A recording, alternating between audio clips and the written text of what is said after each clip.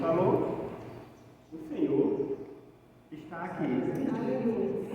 E por Ele estar aqui, já é mais que suficiente.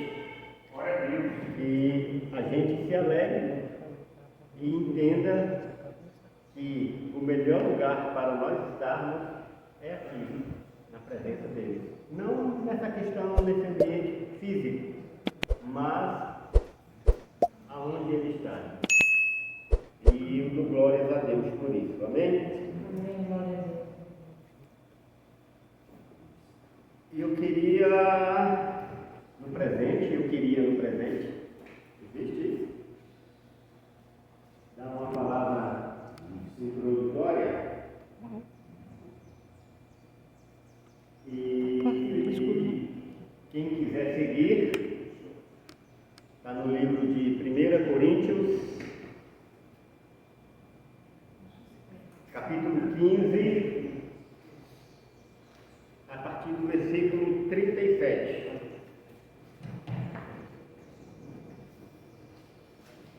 Primeira Coríntios, capítulo 15, versículo 37. Deixa eu aumentar aqui, tem que ter a Bíblia, porque meu óculos ficou lá no pastor Eduardo. E meu óculos não, a minha Bíblia. Não que eu não tenha outra, mas é que o óculos ficou em casa. O óculos é complicado, eu tenho hábito, todo hábito gera uma habitação, aí eu vou por aqui mesmo pelo celular. Amém? Todos encontraram? 1 Coríntios 15, a partir do 37. Diz assim a palavra do Senhor. A Guilherme apontou para o óculos dela, vamos ver se ele serve. Ainda serve. Ainda serve, aí ó, bem certinho. Não tem problema. Então vamos lá.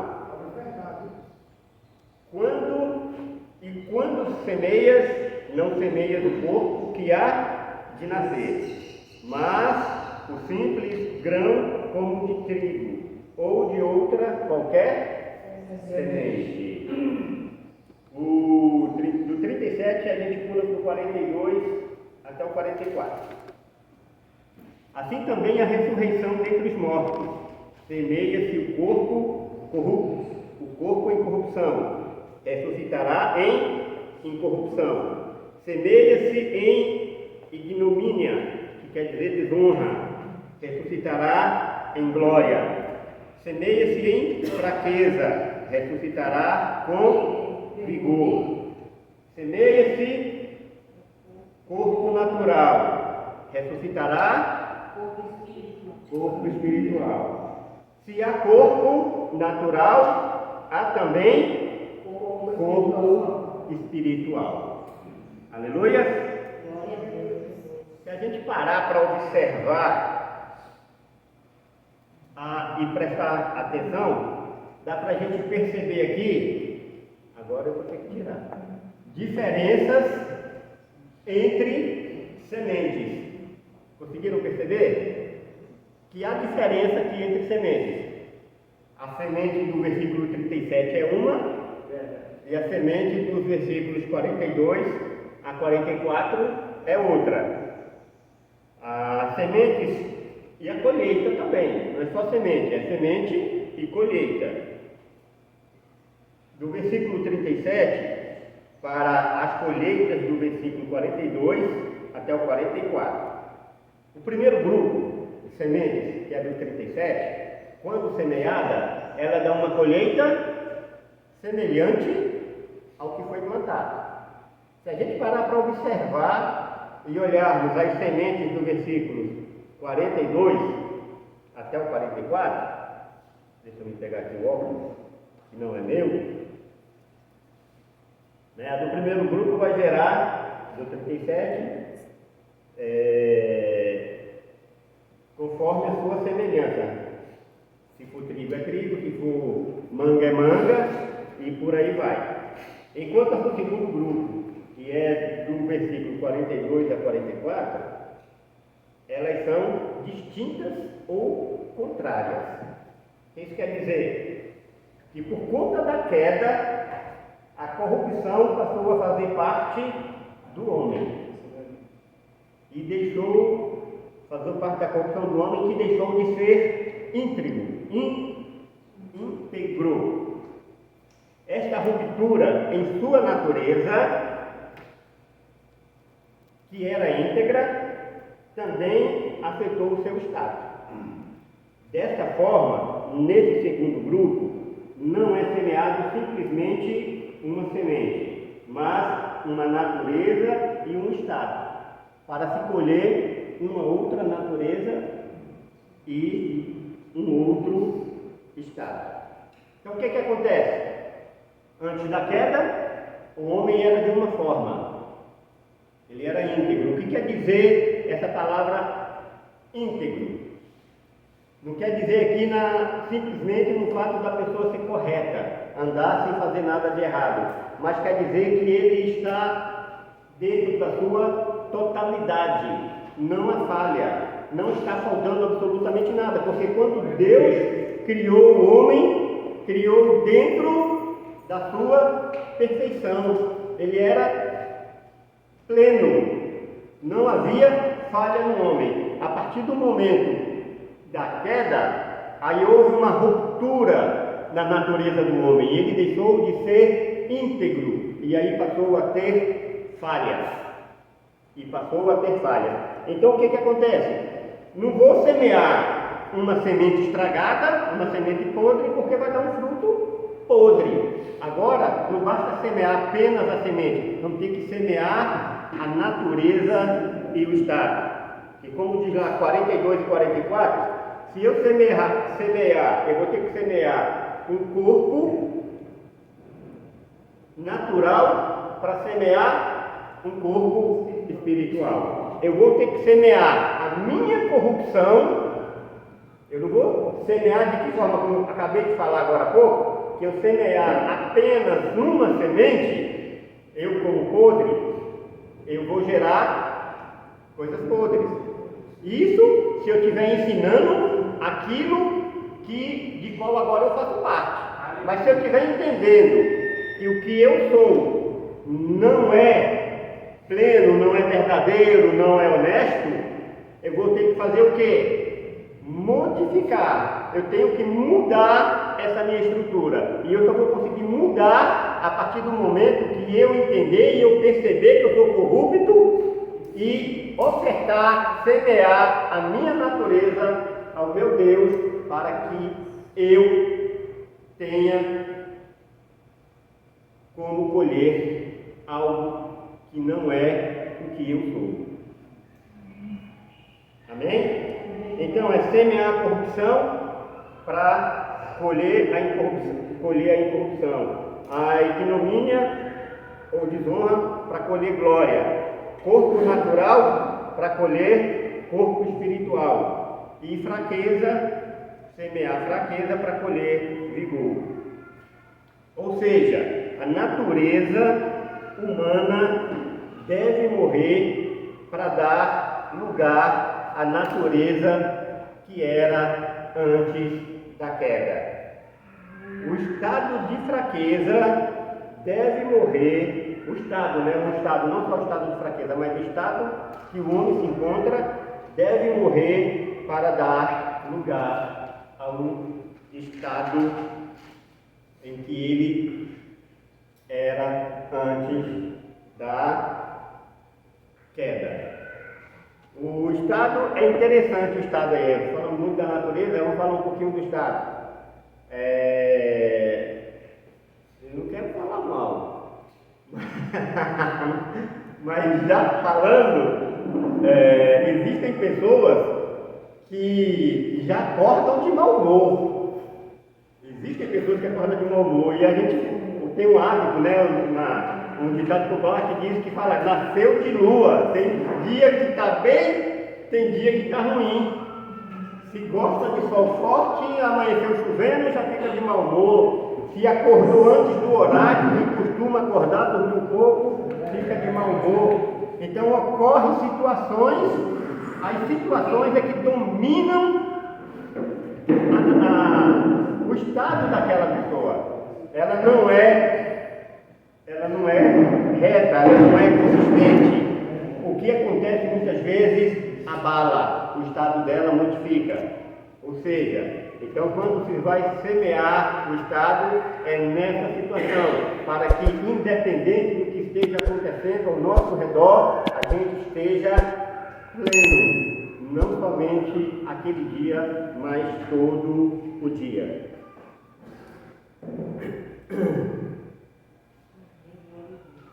E até aqui a gente percebe que há dois tipos de sementes que foram plantadas: as que geram conforme a sua semelhança e as que geram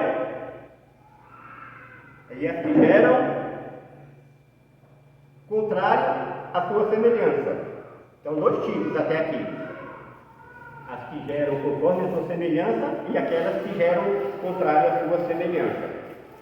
Porém, não são apenas essas.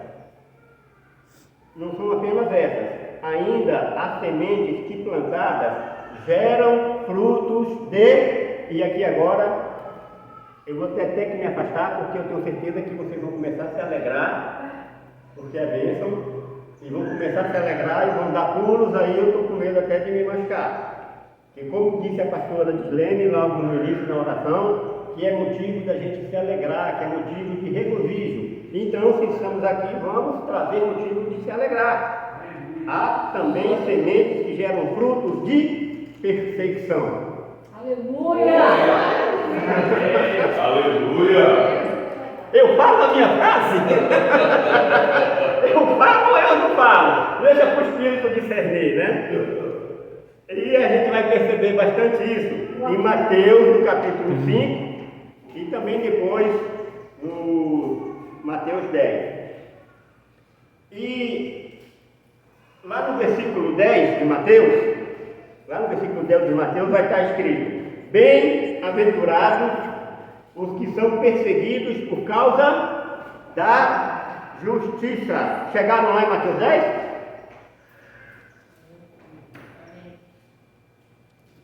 Chegaram? Mateus 10. Se tiver difícil de ônibus aí, pega o Uber. Se tiver difícil de Uber, pega o táxi. Se tiver de táxi, vai te procurar. Mateus 10. Não, perdão. Mateus 5, versículo 10.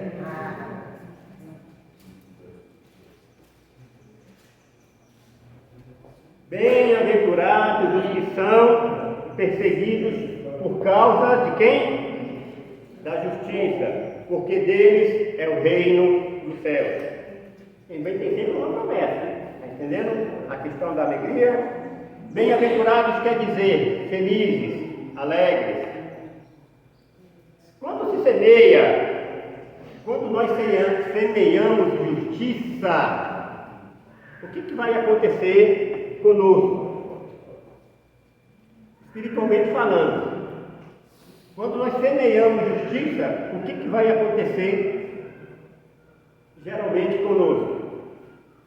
Vai haver perseguição. O inimigo das nossas almas, ele não se alegra, porque o que ele quer projetar, o que ele quer semear, o que ele quer produzir é injustiça. Então, quando nós entendemos o que é justiça, quem é a justiça, e nós sabemos, inclusive, que quando nós semeamos justiça, nós vamos ser perseguidos, aqui está dizendo, bem-aventurados, ou seja, sejamos alegres, tá? Temos que dar glórias a Deus, temos que estar felizes, porque nós vamos receber o reino dos céus.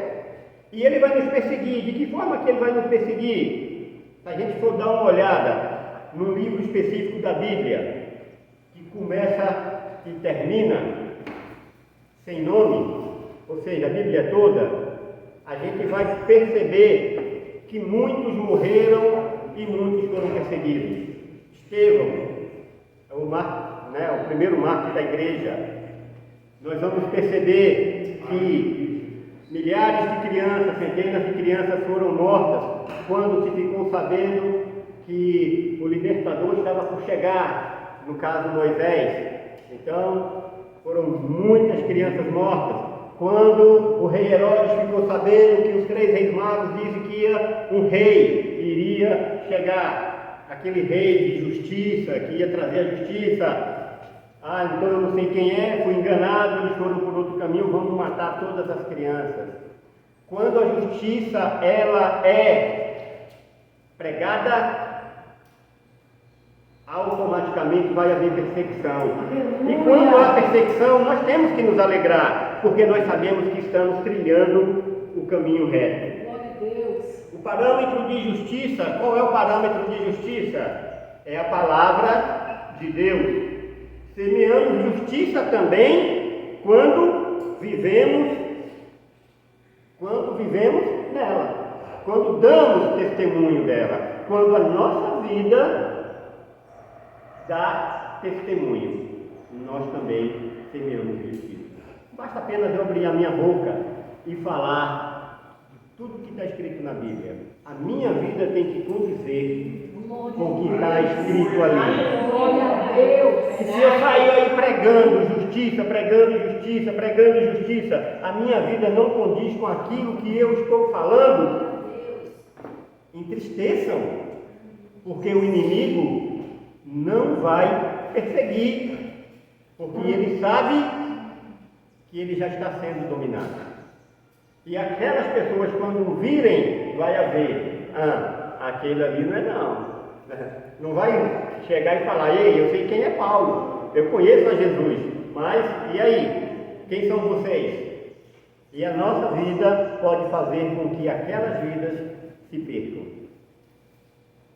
O versículo 11 vai dizer: bem-aventurados sois vós quando vos injuriarem e perseguirem e mentindo disserem todo mal contra vós por minha causa. Aí sim, diferente do que simplesmente abrir a boca e falar, mas viver como Jesus quer que a gente viva. E por conta dele, se injuriarem, nos perseguirem, mentirem, levantar falso testemunho, falar todo mal contra por causa dele.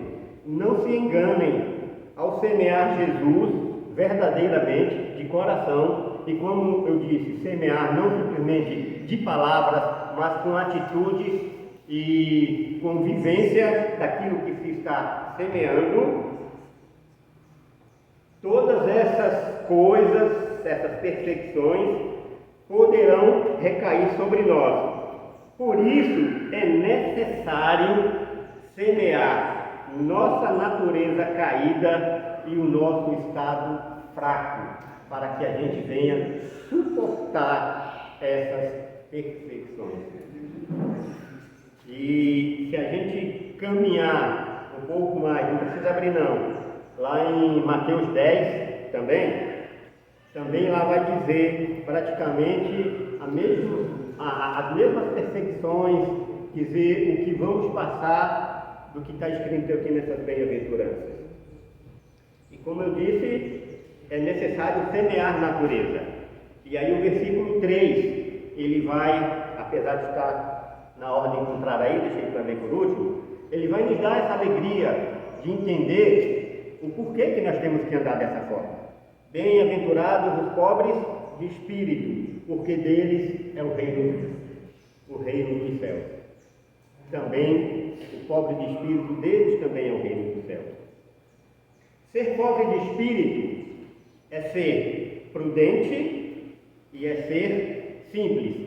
Se vocês voltarem um pouquinho mais a se antecederem a partir do momento que eu fiz a leitura, não minta, aqui vai estar lá no 10, em Mateus 10. Vocês vão perceber, a partir do 16, ali, do 13, mais ou menos para lá, vocês vão perceber que ele vai falar que temos que ser prudentes como as serpentes e simples como a pomba.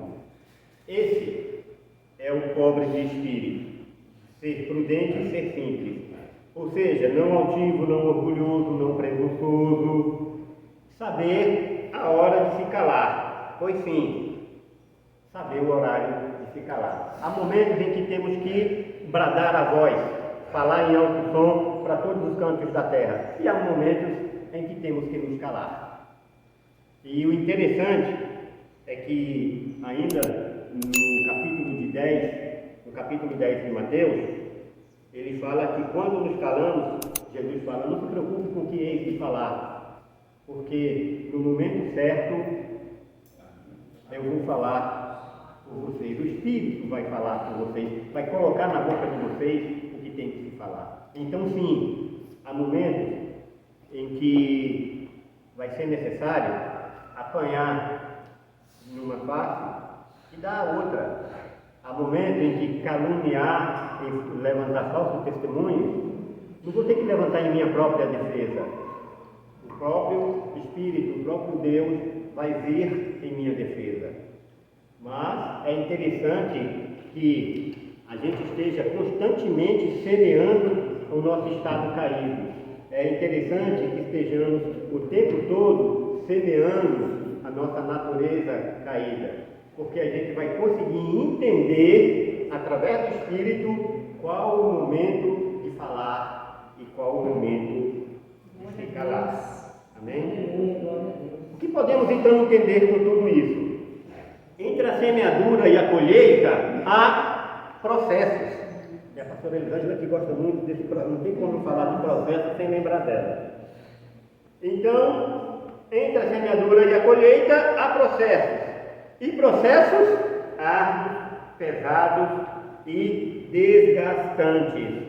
Entendamos ainda, nesse processo, nossa melhor aliada é a... Alguém arrisca? Nesse processo entre semeadura e colheita, quem é a nossa melhor aliada? Dá uma olhada, começamos a ler no 37. Lê o 36. Vamos ler o 36? Eu ia começar pelo 36 e preferi começar pelo 37 porque vai ficar melhor. Insensato. O que tu semeias não é vivificado, se primeiro não morrer. Então, a maior aliada entre semeadura até a colheita, a nossa melhor aliada é a morte. A nossa melhor aliada é a morte. E partindo do que a pastora Gislene orou, dizendo que é para estarmos aqui hoje com alegria e felizes, lá no versículo 12 vai estar escrito: regozijai-vos e exultai, porque é grande o vosso galardão no céu, pois assim perseguiram aos profetas que viveram antes de vós. Então, se queremos dar continuidade a essa palavra, a andar buscando essa natureza que foi perdida, buscando o estado em que foi perdido, a gente vai ter que se alegrar diante das perseguições. Eu não vou resistir não, pastor Cleiton. Eu vou ter que falar uma outra frasinha. Então, diante do que foi escrito aqui, qual é o meu desejo para cada um de vocês? Que vocês morram. E como eu gosto de falar isso? O interessante é que aqui eu fiz o inverso, né? Que vocês morram em Cristo Jesus. É claro. Você está no canal da Missão Ressignificar, gerando uma história de transformação genuína à luz da palavra. E se esta palavra chegou ao seu coração, compartilhe, alimente mais alguém com essa verdade, com a verdade que liberta, em nome de Jesus. Que o Senhor possa estar nos edificando, nos transformando, devolvendo através da nossa semeadura neste dia e em todos os dias da nossa vida, a nossa natureza, o nosso estado, que era antes da nossa queda, antes da queda do homem. Que o Senhor, neste dia, nesta manhã, Ele possa fazer com que cada um de nós venhamos a refletir, que o Seu Espírito Santo possa entrar, adentrar em nossos corações, nos fazer perceber os caminhos que estamos sendo trilhados, se são caminhos de paz ou se não são caminhos de paz, se são caminhos de vida ou se são caminhos de morte. Que o nosso Deus venha trazer a cada um de nós que o que está escrito em Sua palavra venha a ser entendido quando os nossos olhos passarem por ela, quando o nosso espírito observar o que ali está escrito, se alegrar, porque está dizendo que a minha vida deve ser de forma em que está agradando ao Senhor, mas que também deve se alegrar, porque eu consigo entender que a minha vida não está em conformidade com o que o Senhor queria que eu estivesse, porque é neste momento que Ele está chamando a minha atenção de que eu necessito voltar para Ele, é neste momento que Ele está chamando a minha atenção de que o caminho aonde eu estou está levando para a morte e morte eterna, não simplesmente uma morte física, porque como em Mateus 10 também Ele fala que não temos que temer homens, não temos que temer aquele que vem e que conseguem tirar a nossa vida física, mas temos que temer aqueles que tiram a nossa vida eterna. Por isso, Senhor, eu clamo e oro por todos aqueles que ainda não conseguiram entender essa palavra, por cada um que já entendeu, aqueles que não entenderam, que possam vir a entender e mudar a sua atitude, mudar a sua natureza, reconhecer que o Senhor é Deus e é Deus verdadeiro, é um Deus que pode fazer com que a nossa vida pode ser mudada. E também aqueles, Pai amado, que já entenderam que o Senhor é Deus, que já entenderam o caminho que está andando, para que se permaneçam, que o Senhor fortalece, oro para que continuem caminhando nesse caminho e não se percam, e não venham a dar ouvidos, Pai amado, a palavras de maldição, a palavras que tentam tirá-los do caminho, que não venham a dar ouvido, Pai amado, com distrações, que possam entender plenamente todos os dias da sua vida, durante todo o seu dia, a ponto de jamais permitir que a semente maligna entre dentro do nosso coração. Eu te louvo, Senhor, e te glorifico, porque a alegria de estar na Tua presença é saber que um dia estaremos contigo eternamente, e que nem mesmo as perseguições, as dificuldades, as tribulações vão tirar essa alegria de nosso coração. Te louvamos e te glorificamos em nome de Jesus. Amém. Aleluia.